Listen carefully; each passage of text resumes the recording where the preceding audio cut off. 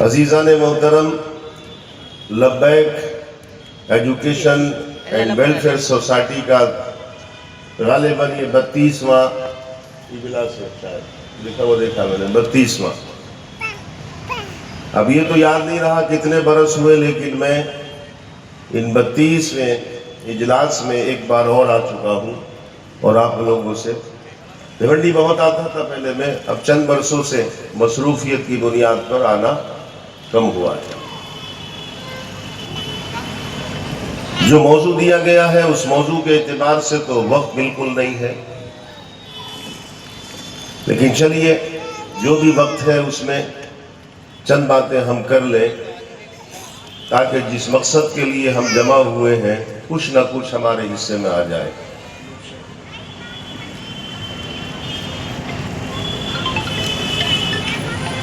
حکم دیا گیا ہے کہ خاص طور سے عظمت توحید پر آپ ذرا بولیں۔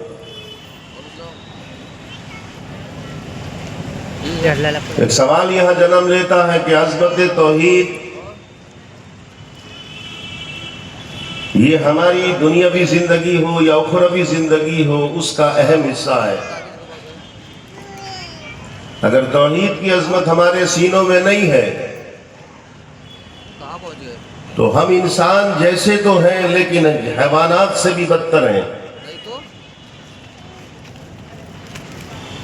ہمارے سینے میں دھڑکنے والا دل بغیر عظمت توحید کے نہیں دھڑک سکتا۔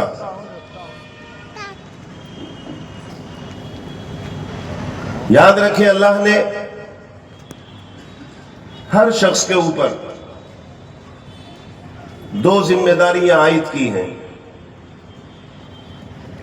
جس کو ہم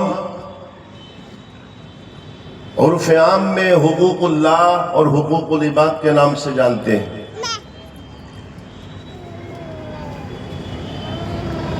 یعنی وہ کہ جن کا تعلق رب سے ہے ان کو حقوق اللہ کہتے ہیں، اور جن حقوق کا تعلق بندوں سے ہے ان کو حقوق العباد کہتے ہیں۔ دراصل حقوق اللہ ہی سب سے پہلے عظمت توحید کا درس دیتا ہے۔ نماز پڑھنا اگر اللہ کا حق ہے تو یہ عظمت توحید کی سب سے بڑی دلیل ہے۔ روزہ رکھنا اگر حقوق اللہ ہے تو عظمت توحید کی سب سے بڑی دلیل ہے۔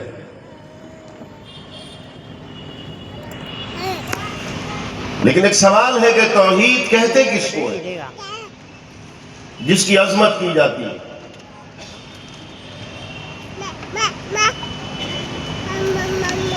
ایک لفظ آتا ہے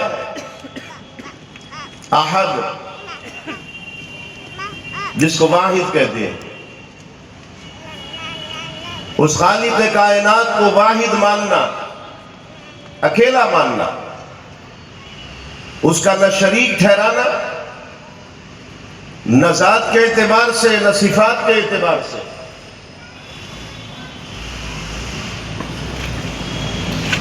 اس عقیدے کا نام وحدانیت ہے۔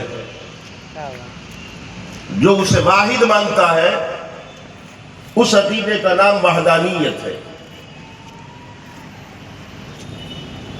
لیکن یاد رکھنا، اسے واحد ماننا ایمان نہیں دلا سکتا۔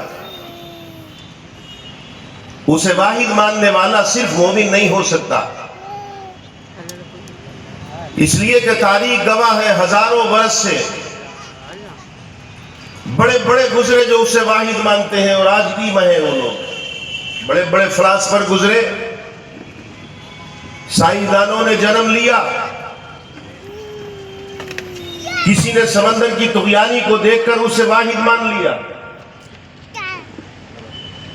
کسی نے سورج کی شعاعوں کے شرارے مارتے ہوئے انگاروں کو دیکھ کر واحد مانا، کسی نے گیلیکسی کو اور ستاروں کی گردشوں کو اور چلنے پھرنے کو دیکھ کر واحد مان لیا۔